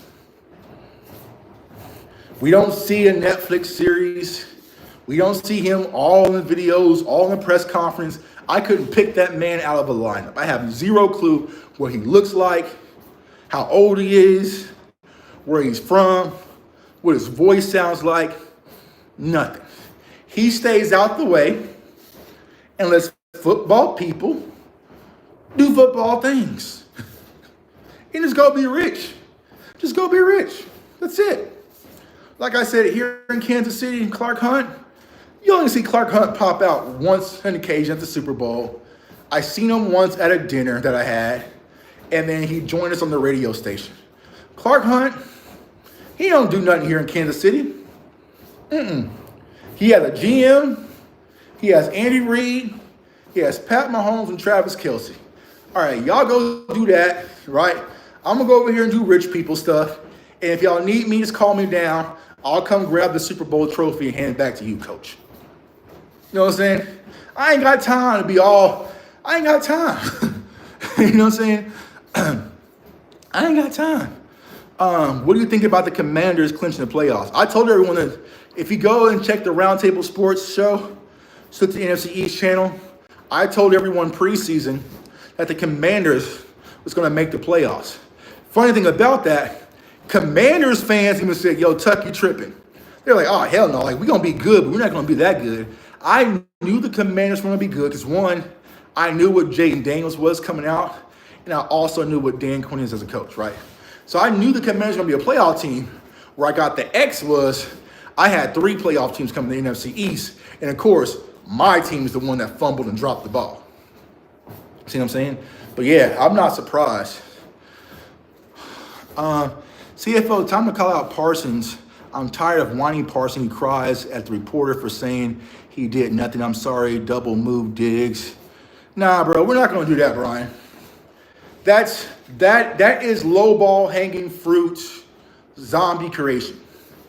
What we saw yesterday is the Dallas Cowboys down by 30, and Micah Parsons was still out there playing at 100 for no reason. He didn't pull himself out the game. He didn't go sit down. Micah Parsons played 4 quarters yesterday and was still going hard in the 4th quarter versus Tanner McKee. We're not going to sit here and create these lazy-ass, fluky-ass narratives about players because y'all heard that on other podcasts. We don't, like I said, this is new, right? These live streams are new for a lot of people, so this might be the first time y'all seen what we do. We don't do that bullshit in this community, right? We look at context, CFO, contextual football, all right? You know, you might go to other channels or other radio stations or follow other influencers that will say bullshit about Micah Parsons being lazy, doesn't watch film, selfish, doesn't help young players out, doesn't want to play linebackers, doesn't get along with Coach Zimmer, right? Bad locker room guy. You might find other people who say that. We debunked all that bullshit on this channel, and you can go back, watch the film. It's available. Micah Parsons was still going at 100 in the 4th quarter when he was playing against me. Micah Parsons came back from a high ankle sprain for no reason and anchored this defense and really had this team believing they can make a playoff run when we all knew that wasn't the truth. We're not going to do lazy zombie-ass content about Micah Parsons because things are about to dry out and a lot of YouTube channels, they can't stay afloat because they can't create. All right? So, just kind of letting you know, like I said, you probably knew, bro, but we don't do that here. Yeah, but Parsons plays everywhere on the field, such as outside linebacker, right edge, left edge, etc. Right, and there was for no reason.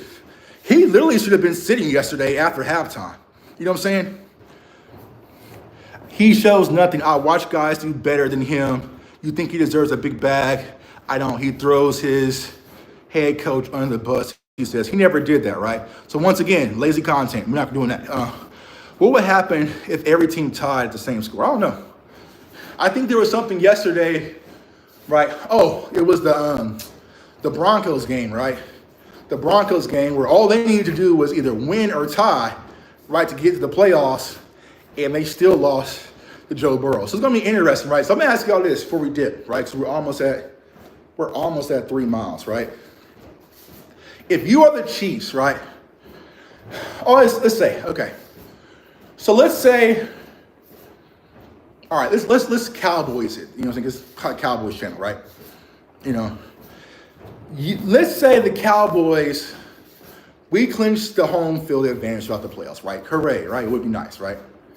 And we had the choice of beating the Commanders and letting the Eagles into the playoffs, or losing to the Commanders and eliminating the Eagles, but letting the Commanders get to the playoffs. Which one would you choose? Right? Which one would you choose? And honestly, I would probably lose to the Commanders to eliminate the Eagles, right? And the reason why I'm saying that is like that's what the Chiefs have to face. The Chiefs have clinched. They play Denver. If they lose, Chiefs lose, Denver is in, Cincinnati is eliminated, right? But if they go out there and beat Denver, Denver's eliminated and Cincinnati gets in the playoffs. You know what I'm saying? I would probably just want to get Cincinnati up out the way. I would play Carson Wentz. I would play all my preseason squad and get Cincy out the way. You know what I'm saying? Yeah. Let the Commanders go. I'd much rather do that and eliminate the Eagles, man. I would probably do that. Ain't no chance I'm gonna let the Eagles get in the back door and get to the playoffs. Nah, y'all gotta have that seat. JB, what's going on with you, dog? What's going on with you, man? So appreciate everyone for tuning in. We are officially at 3 miles. Shit. Hold on. Let's see, where we at? We are at, bang. We are at 8,000 steps, man. So I appreciate y'all walking with me, talking with me. We're gonna do this pretty much every morning, man. Every morning When I'm here at home in my home gym, it's like when I'm on the road, it's kind of hard to do, right? But every morning, man, around 4:30, 5 o'clock, whenever I get up and moving, I'm coming here to talk ball, but we're not done. We're not done by any means, right? We got draft film dropping today. We're gonna go through Caleb Johnson. Like I said, the next 2 weeks, we are banging out the running back position. We're gonna scout these players the right way to get y'all adequate and up to speed on what's going on. We're also gonna drop some other film and some other Cowboys content, some interviews this Wednesday at 7 p.m. Central. Wednesday, January 1st, 2025. Jay Tuck, Dez Bryant, going live, talking all things football, all things Cowboys. We're giving away. Dez talked about some shit last night about giving away like thousands of dollars on the live stream. Like he's like, I'm not gonna clarify that with him, but he's like, we're gonna do giveaways. It might be money giveaways. It might be ticket giveaways. It might be autographed merch. Y'all can ask questions in the chat. You know, we can do all that. Wednesday, January 1st, Jay Tuck, Dez Bryant. We are about to take off for 2025 with the content, y'all. So definitely pull up, talk to Dez, ask him questions. It's gonna be a complete vibe. But we're gonna talk about everything. We're talking about honesty, Cowboys, you know, all that type of stuff, man, and set the tone for 2025. We're gonna do that there. How many miles do you walk on the treadmill? So what I'm trying to average right now while we're doing the streams is around 3 miles. I'm trying to average getting 10,000 steps a day, right? So what these are is informal cardio, right? So what I mean by informal cardio, I mean, you guys know I'm sitting in my chair, I'm doing live shows, I'm editing film, I'm doing all sorts of things. So I don't really get up and walk a lot. So this is like where I would do, like if I lived in New York City and had to walk to work, right? So I'm getting in these informal steps, talking to y'all, going live. And then what I'll do tonight is I'm gonna go to the gym, and that's when I'm gonna get my heavy shit on, lift the weights, lift the plates. And then like 3 days out the week, I'm gonna do like cardio. That's like either a Stairmaster, whether that's my sprints or whatever, you know, and get that informal cardio in. Or this is the informal. This is the formal, that's the informal, right? So yeah, so I'm gonna do it that way. So I try to get almost like 3 miles on here. So I figured out, I kind of mapped it out that if I talk to y'all for like an hour and a half or so, it's gonna put me around 3 miles, which is around 8,000 steps. So now to get my 2,000, I just gotta get 2,000, which I should be able to do unless I sit all damn day. You know what I'm saying? So not gonna be the case, but we're gonna do this together, man. So I encourage all of you, get out there and walk, man. You know, right now, I'm not sure if it's global warming or whatever. The weather's super nice. The weather's super nice out. You know, I know some people in Texas had on shorts and stuff. In Nebraska, it was real nice. Get out and walk while you can before all that heavy snow and stuff comes. Get out and walk. Like I said, be grateful that you have the ability to do so. Don't take that for granted. You see what I'm saying? Don't take that for granted. And yeah, we'll go out there and walk, talk football with y'all, talk Cowboys, talk life with y'all, talk the community. Like I said, y'all, we're about to turn things up a notch starting today, right? And I'm not going to share the story behind the scenes, but you know, I feel like I'm in a situation where no matter as much as you accomplish, y'all, there's always going to be people who still try to doubt you. There's going to be people trying to gatekeep you and keep you out. And for me personally, I needed that to happen the other day for me to say, all right, bet. All right, y'all still don't want me in here, right? Y'all still don't want me in here. Y'all still want to try to block my blessings and try to keep Jay Tuck on the outside. All right, cool. What we about to do? We about to jump the gate. We about to jump the gate. We about to jump the gate. And I'm going to show people I do what I do because I'm blessed and the people rock with me and I'm talented and there's more people that are supporting me because they see what I do in the space and that I represent what new media needs to become, and I represent independence and the power of independence. And there's people like Lou behind me. There's people like DMV, JC, CFT, the list goes on of up-and-coming content creators that don't need no handouts for nobody. We don't have to pull out, you know, this and capes. We respect everybody, but we are talented just ourselves, and we have the passion, the knowledge, and the love for our team that we can do the same thing that they can do, if not better, man. So it's your boy Jay Tuck. Comment, like, subscribe. Follow me on all social media platforms at JTuck151.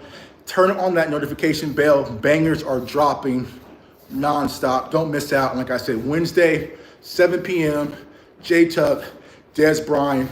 We sit down, we talk ball, go crazy, man. I want everyone to stay safe, stay blessed, stay encouraged, and go Cowboys. Peace.